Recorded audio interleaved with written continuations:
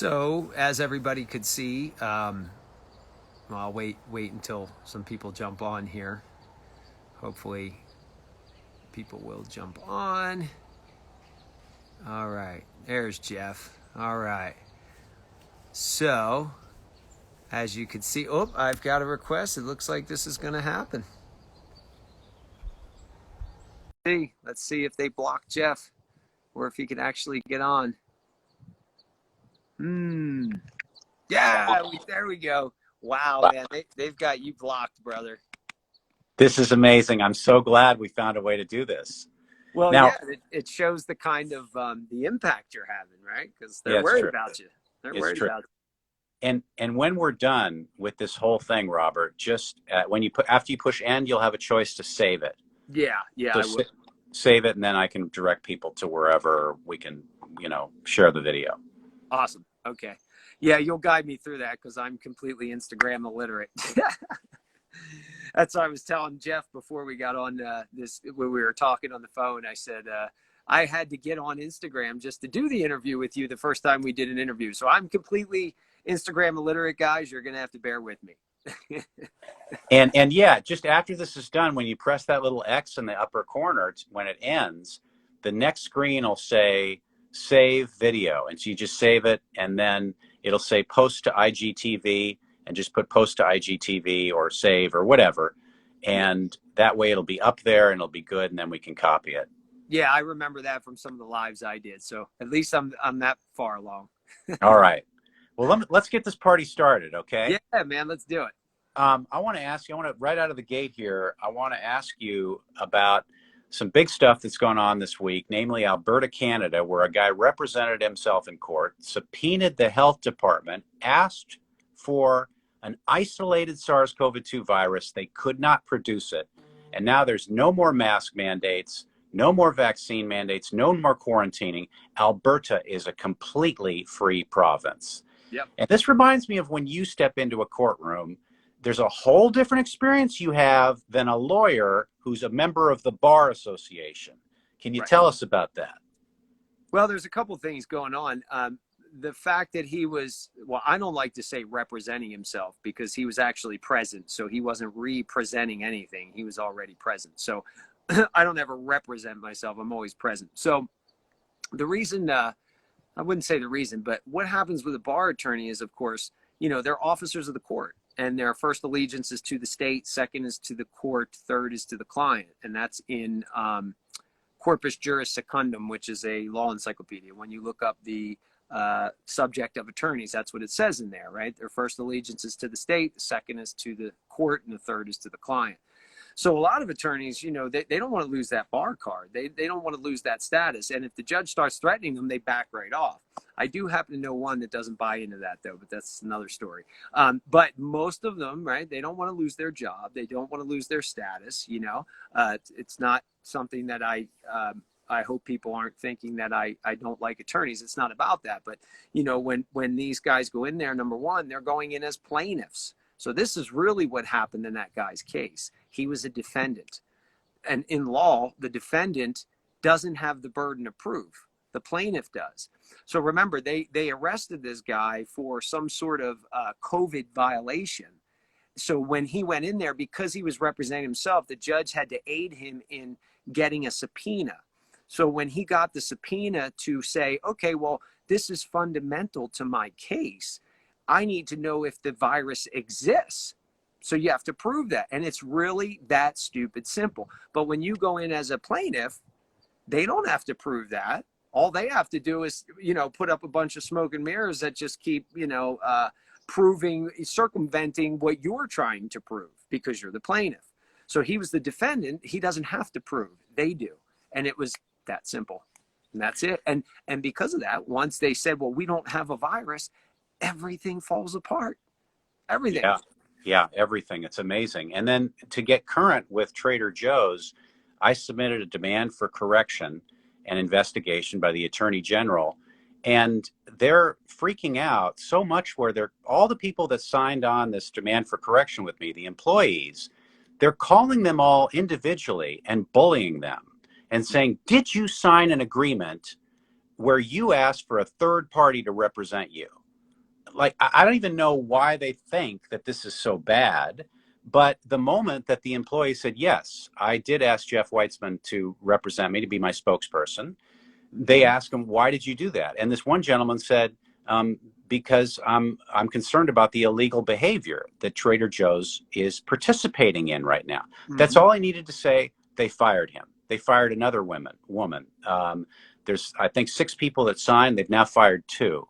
Mm. And I want to just come back to you and just say, is there anything wrong with a person, an employee, asking for an attorney or a spokesperson to represent them, to speak for them? To my knowledge, no. I mean, you should have a right under the law of agency, which means I can appoint an agent to speak on my behalf on anything I want. Period. Hey, I need you to speak on this. Now, you can only make certain decisions for me that are listed in that power of attorney, but you didn't make any decisions for anybody. You just simply said, hey, they've asked me to work for them and submit this for them, and that's what I'm doing. There's nothing wrong with that. There's nothing wrong with that at That's all. what I thought. That's what I Yeah. thought. Well, that's good to hear. I don't want to feel like I led these people down the wrong path. And by the No, way, they no, all willingly wanted to be a part of this, and I don't blame them, because what's well, going on with Trader Joe's right now, they're masking pregnant women, and they're not giving any medical or religious exemptions. yeah. Well, remember, they're watching you, right? Remember, I said, oh, they're watching you, right? So they know what your strategy is because it's all over the place on social media. So, and I guarantee you, they looked into it. And I guarantee you, the Justice Department looked into it, and they said, who is this guy? What's he doing? So that's why you're getting this pushback because, oh, you want to play that game with us, right? This is what these guys are doing.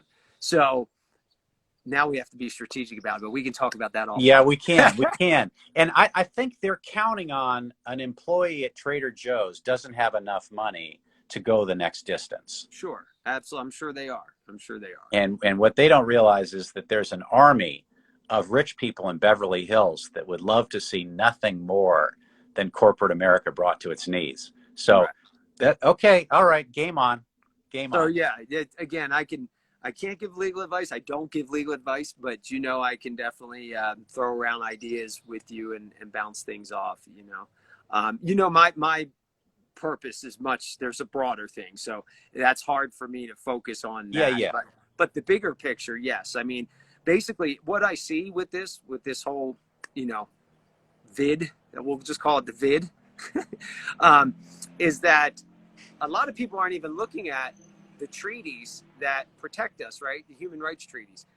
Because if you look at the Constitution says that the Constitution and all treaties made are the supreme law of the land.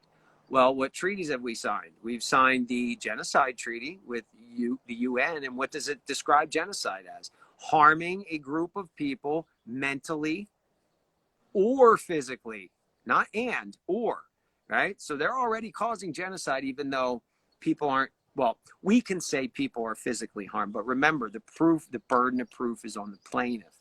So if we were to say that, we would have to prove that people are mentally harmed. Okay. So, um, anyway, that's one treaty we're looking at. Obviously, people are talking about the Nuremberg Code. There's that. You have religious beliefs, right? The Nuremberg Code says if you're going to experiment on the people, then you need their consent. It's clear. They've said it a million times. It's an experiment. It's an experiment. It's an experiment. So that's why the Nuremberg Code is powerful. So for me, I will write an affidavit and a notice, and I will again notify certain organizations that I feel are going to try to impose things on me. So here's my affidavit of religious belief, Christianity. It doesn't matter to me if you don't believe in Christianity and that's not your thing. There's a real solid lawful purpose for that we're all Christians, right? Number one, everybody religion is different. We're not talking about Christianity as a religion, all right? We're talking about Christianity as spirituality. This man that walked, his name was Jesus. Okay, that's what they say, but that wasn't his real name. Anyhow, there's evidence his name was something else. That he basically said there's only 2 laws. There's only 2 commandments. Love God with all your heart, your soul, your mind, and treat each other the way you want to be treated, right? I think we all do that. So we're all Christians. So we can say we're Christians. They have to, if you just go in there and say, well, I'm a spiritual being and I'm part of the universe and I'm sovereign and all, they're going to go crumble that up, throw it out because they only recognize certain deities. Now, I had a friend who was in a IRS case that he beat. It took him a while. They were in federal court, and they kept pressing the government. How do you define religion? Because it had to do with his church, right? And he said, how do you define religion? And they said, oh, we can't define religion. We can't. Well, he said, no. I know you define religion. So he kept going and going and going. And they said, oh, well, it's a recognized form of worship to a specific or a recognized deity. Okay, so if you go in there just saying you're spiritual and all this and you don't have a doctrine, they're going to easily crumble that up and throw it out. But if you say you're Christian, which you are, you don't. There's no indoctrination to be Christian. You just are or you're not. I mean, if and Jewish people too can use the Jewish religion. Absolutely. Well, yeah, they could use that, but it's the same. It's the same thing. Come on, they're all the same, man. They're all the same. These people just, they create these beliefs, and they created a religion so that everybody would be scared, right? They, oh, you're going to go to hell. We all know there's no hell. Come on, man. How did, the church used to sell tickets out of hell. Okay. That's how, come on. I mean, these guys, everything that's being done today has already been done several times over. These guys are masters at it. The difference is we are now much more evolved in our spiritual and conscious awareness, and the time for change is we're going into another month in the 25,690 year, I think it's 690 year cycle of evolution. And because we're doing that, we're going into the age of Aquarius. That's a much higher level of vibration, right?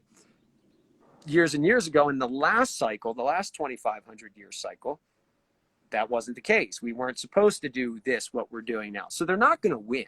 It's definitely going to crumble, but they're going to take some people with them as they go, right? So we just need to focus on affidavit. I write my affidavit under religious belief.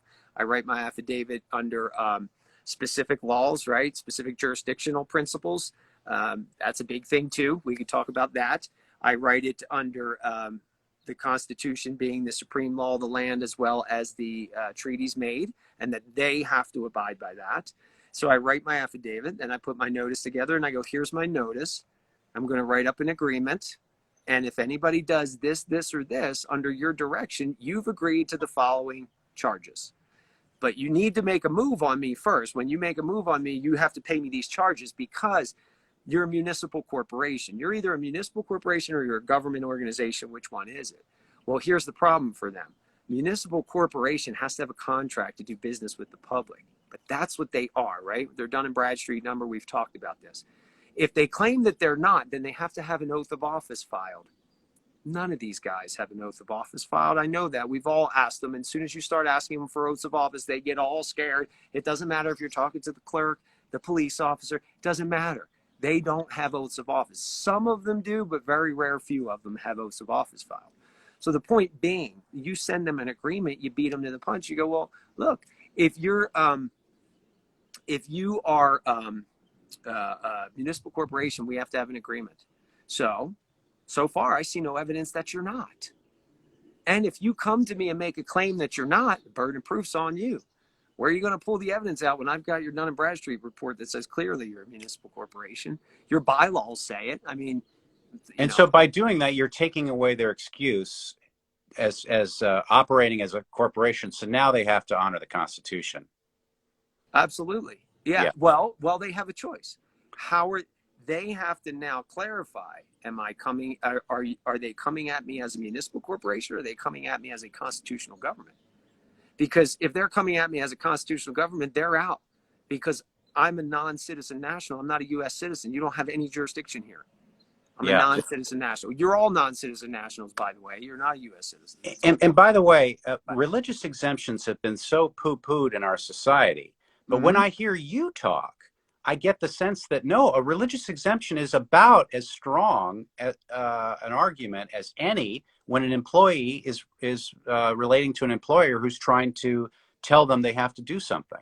Yeah, especially under an experimental, vaccine. Absolutely. It's huge. It's huge. Religious exemptions are still huge. Okay. They're going to try to shut it down. But again, because of the jurisdiction issue, because people don't, my screen's going dark. I keep trying to make it lighter here. Yeah. That's a weird thing. Yeah. Cause I keep touching it. It's not brightening up. Anyway, there's a jurisdictional thing here that goes on. And people aren't aware of that. You know, everybody thinks they're a U.S. citizen. They pay taxes. Well, you got to pay taxes. That's being a good U.S. citizen. No, that's being a slave, because there's no such thing as tax, because the 13th Amendment says there shall be no involuntary servitude. And the IRS relies on the 16th Amendment, which was not properly ratified. There's a ton of controversy shrouding that amendment. You can go on all day about it. You can look up in the in the Code of Federal Regulations, who is the treasurer that they talk about in the IRC, and it's the Puerto Rican treasurer in Puerto Rico. Okay, the IRS is nothing more than a debt collector, and they're based out of Puerto Rico. They can't be based here, because when they got rid of prohibition back in the 30s or whatever, when they finally allowed alcohol to be sold, and they got rid of the prohibition, there's a court case that wouldn't allow them to be able to come in here and apply their laws or their statutes and stuff, because they were applying them under the I think it was the alcohol, I forget the actual name of the office, but they barred the office from being able to do anything because of prohibition. So they said, oh, well, we've got to base our operation outside in Puerto Rico, and then we can come in here as debt collectors. And that's what they're doing. Your taxes do not go to fund the government. They go back to the Queen. They funnel through Puerto Rico. They go to the IMF, and they go back to the Queen. They don't go to fund it. You are the creditor. You're the one funding everything with your signature on the creating securities that they're trading on. This is why we have an issue. It's not, that you don't have if you keep claiming to be this U.S. citizen person thing with your all capital letter name, you don't have a right to use a religious exemption. You don't have any rights. No, everyone is born, and the minute that certificate is registered and you take that Social Security account, you are no longer free. You have no rights. You only have privileges. That's it. And let's get to status, okay? Yeah, because a lot of us right now want to file a declaration of status where we take ourselves out of the slave system and finally become, what's the word? Is it sovereign? Is it individual? Is it national? Well, you'd be a non-citizen national under the law. The word sovereign we don't use, because the FBI took that term and they created sovereign citizen, which means a cop-killing tax evader. So we don't use that. Okay. Yeah, we don't. I don't use national. We'll go with national then. When we file a declaration of status, we become a non-citizen national. Non-citizen national. That's Tell right. us more about the declaration. But hold on. Let's back up with that so everybody understands. You don't just file, or you don't just record this thing and all of a sudden it's recognized. What you're doing is you're putting your intention into the public record and you're giving public notice. There are still tons of government records with your signature on it that you are a U.S. person. No, that doesn't happen. We got to start correcting all that. We're working on that. People are working, and there's a ton of people in this country and around the world that are working on this, and they're just blowing it up. But I don't want anybody to get the impression that as soon as you record a declaration of status, you're automatically free and you have your status changed. What you did was you created a record to rely on that you can point back to, okay, and go, wait a minute, I've put my intention out there. Who are you? Here's who I am. Who are you? Right? Now you've got a certified copy. If you can get it into a county court, that's where I record mine. You've got a certified copy of your evidence. So it's very hard to get around that piece of evidence because it's a certified copy from a court of full faith and credit. That's what does that give you? Since you're telling me it's a long process to get yourself completely out, what does filing a declaration of status get you? It just allows you to show your intention. Is that correct? But it also creates a record for you, okay? And it creates a record that you are in the process of changing records and who you actually are. And the way mine's written, I cover so much stuff that when I submit this to them and they actually read it, they're like, oh shit. They think one of two things. Either this guy got this off the internet or he knows way too much, right? So nice. It scares them because they don't even know this stuff. Right. I don't know who's been following me. If anybody's watching this, been following me, but I got arrested in Kansas on purpose. Okay. I did that on purpose, believe it or not, because I understand how this whole thing works. So I allowed that to happen so I could see watch them step in the landmines, and they are. And when I issued them my POA and DOS, like I always do, okay, they freaked out, and they're still freaking out. They haven't even scheduled another hearing yet. They don't even know what to do. Because the POA and DOS is just a foundational piece to a much bigger thing. And once we get that much bigger thing and we're able to understand it, let me tell you, they back off. They back But off. just you having the power of attorney, declaration of status was Mm-hmm. enough for them to step back. To step back. Now, they're not done yet, because if they were completely done, they would have dismissed everything, and that's okay. Keep stepping, because I notified you of who I am in relation to all of this. So if you keep stepping, and I have rights intact because of that POA and DOS, because I've laid that out, I've told you who I am, and there's no assumption that I'm anyone else. Because right now, what people don't realize is you're assumed to be someone else or something. You're assumed to be something. Your name has been given to a trust. Your name is a trust. It's not you. You think it's you, but it's not you. And the problem we have is these guys keep getting us to go, what's your name? Oh, well, it's John Henry Doe. Oh, yep, that's it. That's the name. Oh, that's government property. Come over here. We got you. You're government property. Somebody asked me my name. What's your name? Robert Michael. What's your last name? I don't have a last name. My last name's Michael. That's the last name I was given, because in the law, there's no last name. There's only family, and which is given name, and family name, which is the last name. But we never say last name. We always say family name or house name, because if I say last name, a first, middle, and last name only belongs to a thing. It does not belong to a man or a woman. It's impossible. So when they ask you your name, it's the first. What do they do the first thing you go in court? Please state your name for the record. First thing I do is say, yeah, I'm here on behalf of the defendant. What's your name? Well, I'm here on behalf of the defendant. My name's irrelevant. I'm here on behalf of the defendant. Who are you? What's your name? I need you to identify yourself. Who are you? Now, I don't go into that because I be respectful, but I say, I'm sorry. My name is Robert Michael. I'm from the family of Marks, and I'm here on behalf of Robert Michael Marks, state of New Jersey, file number 129606110, securities account ending in, and I give them the last four of my social, and they're like, because I just exposed the entire thing, and they're screwed. They're screwed. Now, the judges get scared. Prosecutors, sometimes they know, sometimes they don't know. Judges don't know it all, but they know enough that when you signal them, they start getting scared, because they're scared you know more than they do. And you do.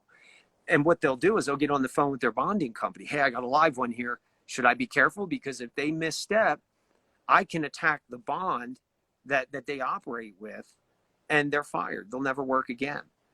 Oh, yeah. This is all about business and insurance. It has nothing to do with rights at all. It's business. You are a piece. Well, if you keep claiming to be the person that they think you are, which you are not, you are admitting you're a piece of property, and no one knows who has rights in the property unless you define it. If that makes sense. I know Yeah. this is a lot of information. This Well, is big stuff. And let me clarify something. What people ask me a lot of times is, what's the difference between natural law and common law? And when you're going into court and doing what you're doing there, are you doing natural law or common law? Well, it does fall under, so natural law is really equity, really. So it does fall under, remember, these courts have jurisdiction over law and equity. So there are some common law principles. Common law is too rigid. It only deals with certain contracts and things like that. So equity comes in to say, oh, well, common law doesn't provide a remedy for that. So we're going to give you equitable relief, okay, which is why equity is so important. So we're flipping the whole thing on its head, because trusts are all about equity. So if I could just take a second and give everybody a picture of how this thing actually works, it may help people understand. When you're born, they register the name and everything. Then they take that name and they create an account, and they create another name, which is in all capital letters. That's called a name of war. It's called nom de guerre, French, nom de guerre, name of war.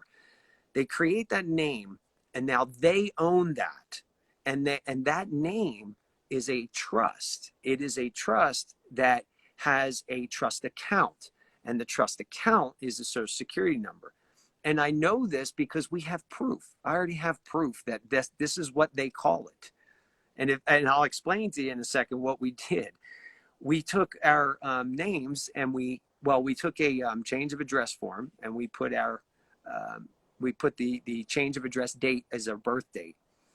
We didn't put our name on there. We put business because it says name or business, right? So we put business name, all capital letter name, first, middle, last, file number, which was the birth certificate number, the file number. And then we changed the address from vital statistics. We put our vital statistics of our birth state's address, and then we changed it to our address. And there's some other tweaks you have to do on it, and it's not, don't try it at home. Let's put it to you that way. I'm not giving legal advice. I'm just telling you what we did. Well, when we got this back, it said all capital letter name, trust after it. Well, we didn't put trust on there. We never put anything about a trust. Okay, so we have evidence that it's a trust. I mean, I've known this for years, but now we have solid proof. And I did another test years ago to see if the account was there, right? Where? In the Federal Reserve. So what I did was on the back of our Social Security cards, there's a letter in numbers. The first letter corresponds with one of the 12 Federal Reserves where your account is held. Okay, so, letter D, letter G is Chicago. Okay, so I took the letter and I looked up which bank it was, and it was Chicago. And I said, okay, what's the routing number? I took the routing number from that bank because it's online. You can get the routing number. And then I took my Social Security number and the name, or not my Social Security. It's not mine. It's the trust, right? So I took the Social Security number, I took the name, and I took the routing number, and I did an ACH transaction online for a small amount. So I found one of my bills that allowed me to do ACH, pay by check online, and I put this information in as the routing number, the bank account number was Social Security number, and the account name was the all capital letter name. Now, when I hit send, that thing went through and paid the bill, okay? But 3 days later, it was reversed saying this is this account is fraudulent or it doesn't exist. This is not an account and all that stuff. Too late, because automated clearinghouse ACH is instantaneous. If I had one letter wrong or one number, it would have said, it wouldn't have went through. It would have said, sorry, correct the information. But no, it went through. And Robert, the significance of what you're talking about here is that because there's a trust and you found it, they are using that trust to then make money off of it. Well, yeah, because we are the creditors. Why do you think they always ask you name, birth date, Social Security, name, birth date? Because they're constantly tapping that account. And I have a document by an economist who is, and I think I got it off of the Social Security website. And he's laying out how they intermingle the funds with the Social Security and the Treasury. So they intermingle the funds and they invest in them, okay?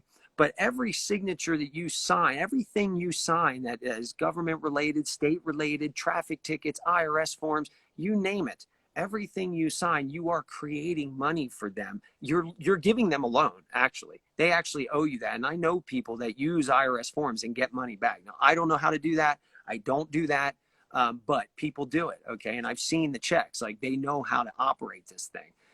You are the creditor. This is the secret that they don't want you to know, because once we figure this out and we credit them everything, the whole thing collapses and we're back in control. And I want to clarify something right here, which is we don't have a magic bullet right now. All we have is a process to get us closer to the finish line. Well, yeah, we have a process. We have a way to protect ourselves, essentially. It's more about protection at this point. But yeah, like some of this stuff, if we put out too much, they're going to shut it down. They're going to come after me. They've already done that. They've already came after me before. They came after my buddy. They took him out. I mean, so we have to be careful, and we're going to have to go into private more with a lot of this stuff, because that's where it should be, because it's all private. Now, one of the other key elements I want everybody to know is that we're under martial law. We've been under martial law since 1861. We have never been out of it. Okay. And if you go online and you hear the conspiracy theorists talk about the gold fringe flag in a courtroom, you go into a courtroom or any public building and you see gold fringe on the flag, right? So the theory is that that's an Admiralty military flag. Okay. However, forget that for a second. Let's look at the law, because United States Code Title IV, when it lays out the requirements for a flag, there's no fringe on there. So at least the question, if it's not admiralty, why is it on? What is it? Why is it gold fringe? It's not just, you can't just put a decoration on a flag. I mean, that's no, hell no. That is totally not how it works. You don't just dress it up and go, oh, this looks cute. Let's put a ribbon on there. No, it doesn't work like that. They're signaling to you, and I've had a judge admit this to me right to my face when I asked him which kind of court we were in, and I eliminated the courts that we could have been in, and he said we were in neither of those, okay, which means there's only one left, which is a military tribunal. So what they did was they put everybody under military war powers, okay, with the Civil War. Lincoln was our first dictator, all right, because they didn't have, he wasn't, that no president in history had that much power, and he wasn't supposed to have that power, but he took it upon himself. Well, I'm sure he had handlers that were, pushing him to do it.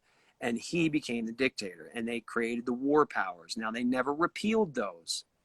If they're not repealed, they're still in effect. Okay, they just go underground and they start building things on top of it so you don't see that it's actually operating. And then and this is all tracked, all traced through the law. This is not me just talking some woo-woo conspiracy stuff. I've been in these law books. I've researched this stuff for years. It's all there. It's all there. So when they got up to 1917, they had World War I.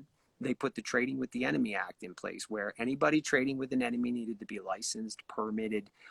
There were certain requirements. The government could seize their property. They could bust their door down and come in as long as you were an enemy. Well, that's great, because it didn't deal with anybody that was in the U.S. It was only enemies and allies of enemies. Well, in 1933, right before the Second World War, when they crashed the stock market, which was, again, all set up, what they did is they took the Trading with the Enemy Act and they amended that with the Emergency Banking Relief Act. And it says right in there, amending the Act of October 6, 1917. And then when you read it, it says persons within the United States. So they made everybody enemies, okay? And then they went into the Social Security creation. They created that. Then they gave you an account. They gave the enemies an account. Okay, so this is all about war. And that's why they need to keep the emergency going and they need to keep the war going. Because if they have no war and no declared emergency, all these laws go kaput. That's how you get rid of them, is you bring peace. And that's why in the hippie revolution, when these guys were preaching peace, they sent infiltrators in and they smashed it, because that's the answer, or one of the answers, right? It collapses the whole system. So these are things that we're dealing with here. It's way more, man. It's just so much more. And I know it's a lot to take in, but this is the hard truth. I mean, this is the real truth. Well, what's funny is you're now going to Northern California. What's the date on that one? September. That is, September 11th. September 11th. I forget. Yeah. Yes, and you're going to teach a class, and I'm going to be there, and I think it's 9 hours. Is my brain going to explode in that time, or? Yeah, probably. But I will have, at this class, I will have a lot of stuff in writing that I will have documentation, and you're going to show forms and how to fill stuff out. And now somebody wants you to do it in San Diego. And so I just want to let everybody know that we are going to be posting about these events. So if people do want to pull themselves out of the system, they'll have the paperwork to be able to do that.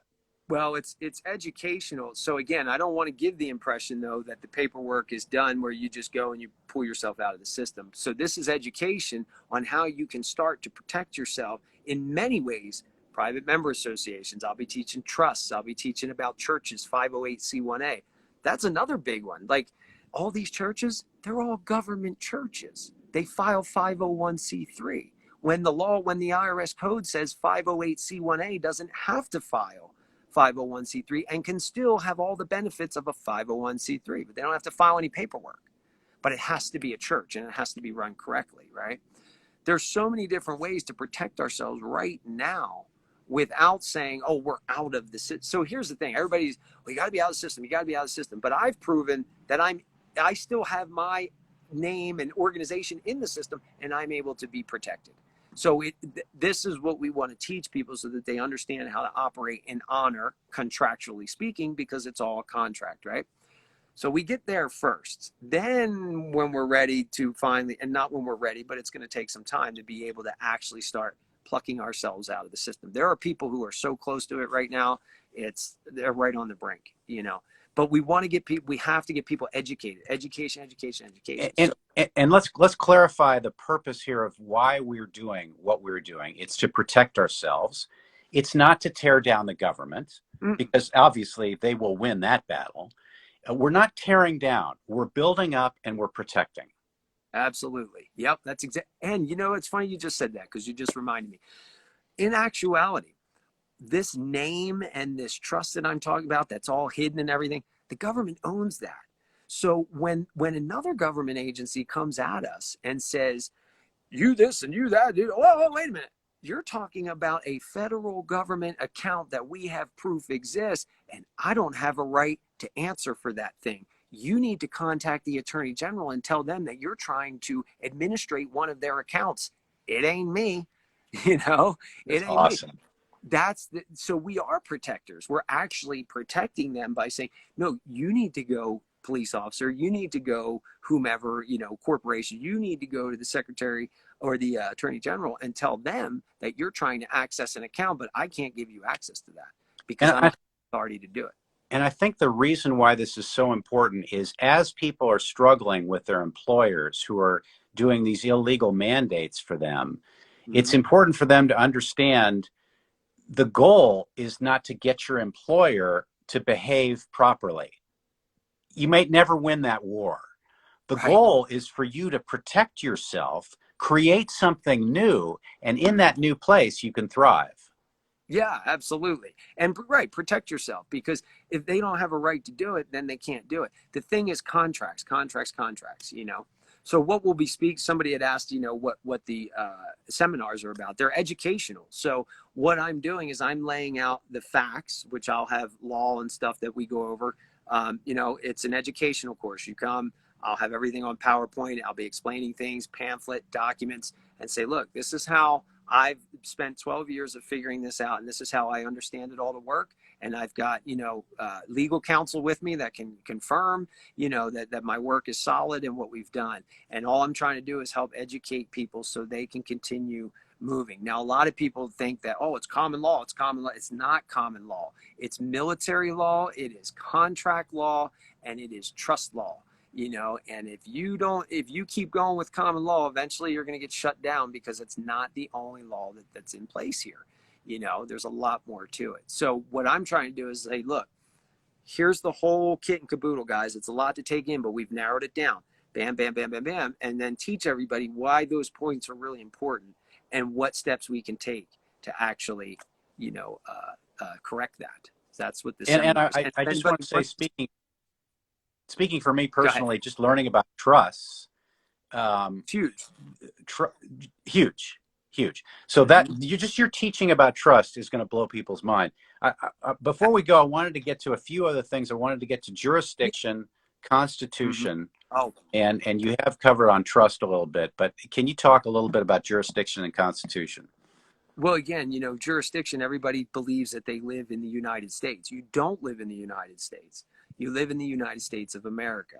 Okay, that's two different places. And if you go to, you can see it. It's right in the Federal Rules of Civil Procedure. Okay, 28 U.S.C. 1746-1.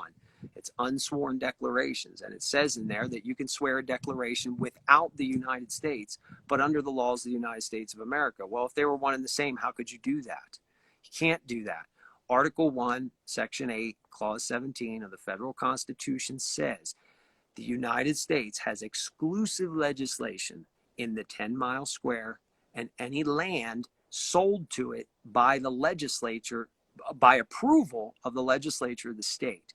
So if that's the case, how are they applying all these laws outside of the U.S.? The U.S. only exists in 10-mile square. It does not exist out here in Arizona. It does not exist in Colorado. It does not exist in Alabama.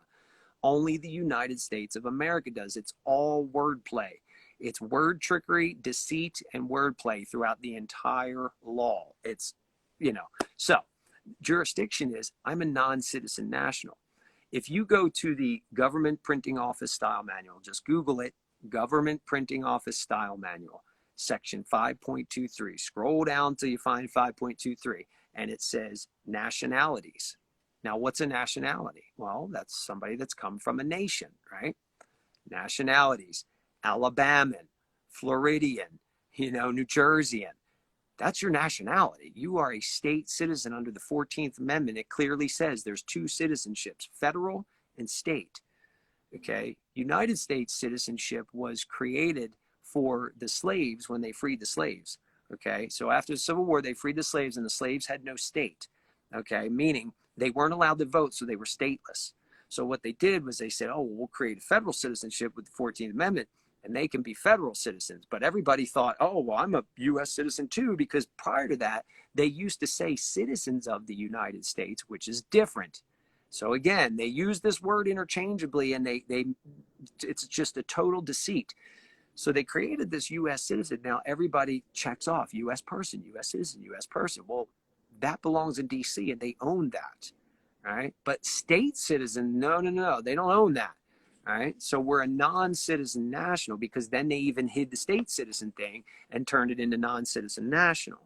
And I know this because my parents have already corrected their status with the Social Security and got the confirmation back, and it says on there Maryland national. Is Okay. there any drawback to being a non-citizen national?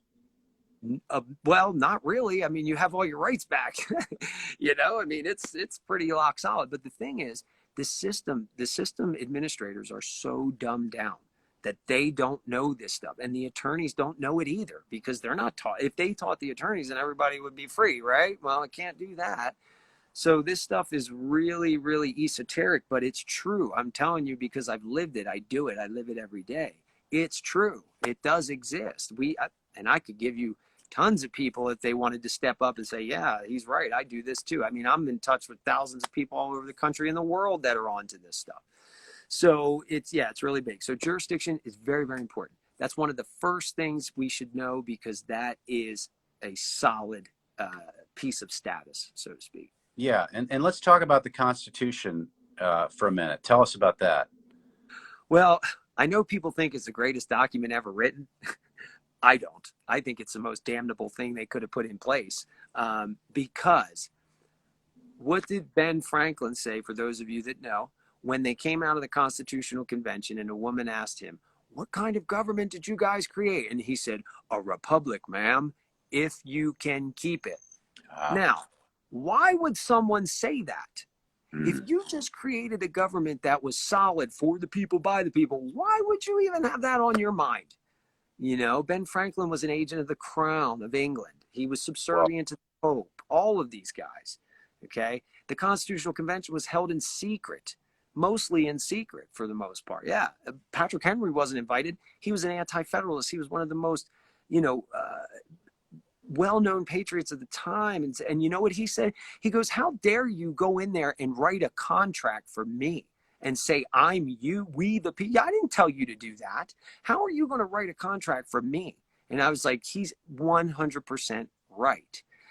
There's 4 documents that control this entire country, okay? And they all move together. And they're called bylaws, right? Just like bylaws for a corporation. You have the Declaration of Independence, by far the best, most amazing document in the world, far superior to the Constitution. That's why our Declaration of Status is so important, because it's like our individual Declaration of Independence, okay? So Declaration of Independence, then came the Articles of Confederation, then came the Northwest Ordinance. That's where they started getting tricky with stuff. Oh, we're going to create this Northwest Ordinance so we can create territories for this thing we're going to call the United States. Then they created the bankruptcy of the United States, created the Constitution. So these 4 documents work in tandem, and they're still in the law today. Okay, so, and actually somebody just said, does it apply to Canada? Actually, it's funny, because the Articles of Confederation say that Canada is a part of the United States of America, okay, until they write their own constitution. And there's people in Canada that are really good that say that constitution is not valid, the one that they claim they wrote. So they may very well still be a part of America. I don't know. That's not my area of research.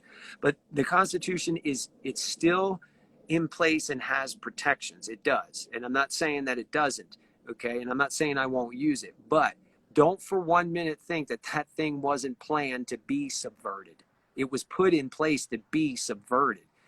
The guys that were afraid of that didn't understand. They're like, what are you doing? And we're not signing that until you put a Bill of Rights on it, because we don't trust you. So we at least want these in here so that we know the people are protected. Well, why would you have to do that? I mean, if you had a government that was being created for your benefit, why would you have to do that, right? I mean, come on, it's common sense. You don't have to be a historian to look at the, the writing on the wall. So, Awesome.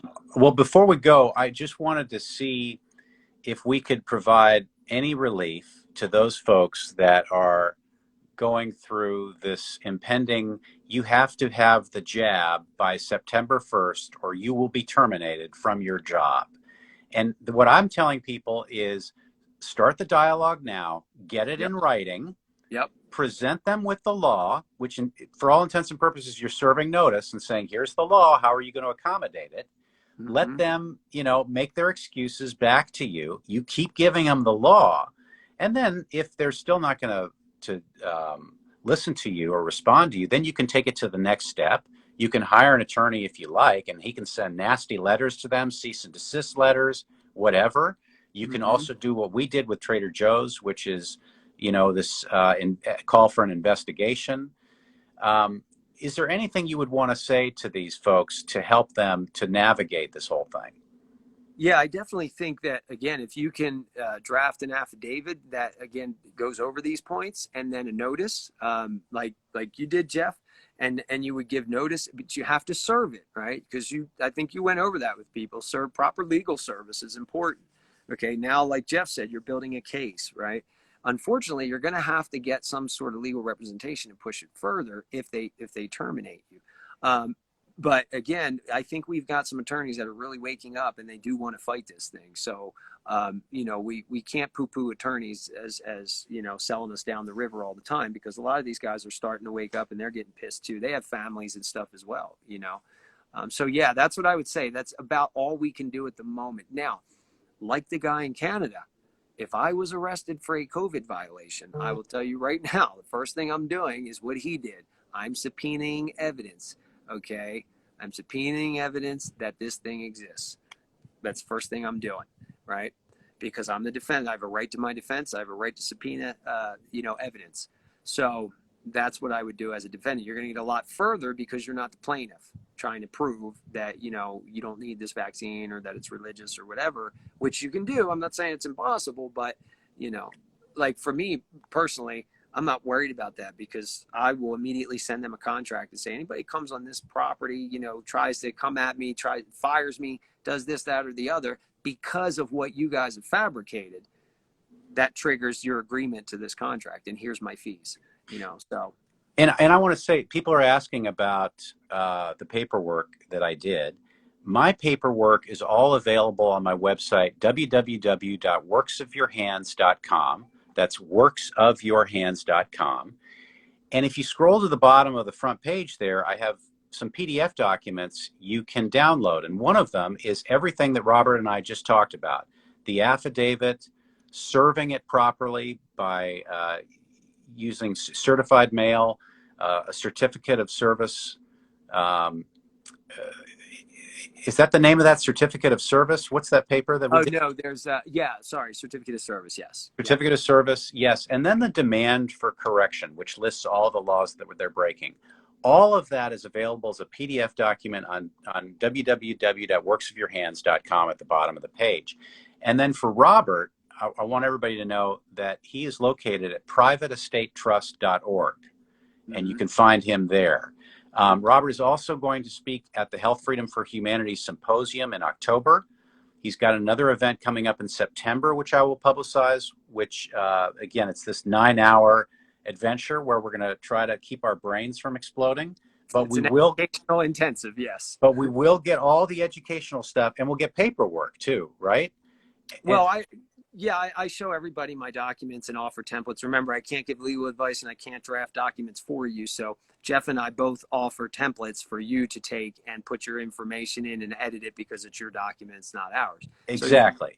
So everything has to be edited by each person. They can't just take what I've given and then somehow be able to do it. Yeah. So yeah, it's going to be an educational intensive. And if anybody wants us to these are coordinated events. I mean, they're not like, these hanging out in somebody's house and talking all day. Like, we are serious business. It's an education. So they have to be structured. They have to be set up. So if you'd like us to, like me to have my event coordinator reach out to you in your area and you think you can get a group of 100 people or so, just message me and we will work on that. Fantastic. All right. Now it's going to be up to you here, Robert, when you push that little X to save everything, and then I will download it from your page, and then I will put it on my page. So Wait. I can't thank you enough. This was super, super clear. This is the clearest I think you and I have ever been. I love Yeah. that. Because Thank you for it's, that. yeah, you're welcome. It's so much. And I know that I have to tone it down because, people are like, whoa, but we have to start getting people to understand what the basis of all of this is, right? Because we can pluck away and we can put band-aids on the symptoms, but what is the root? The root is human slavery, and it starts at birth, and if we can understand that mechanism, we can unwind it all peacefully, privately. So Awesome. that's what we're doing. Thank you. Thank you. All right. You. All All right. right, guys. I Go ahead. promise I'll save it. All right. Thanks. See you soon. Okay. Good luck. Thanks. Bye. Bye.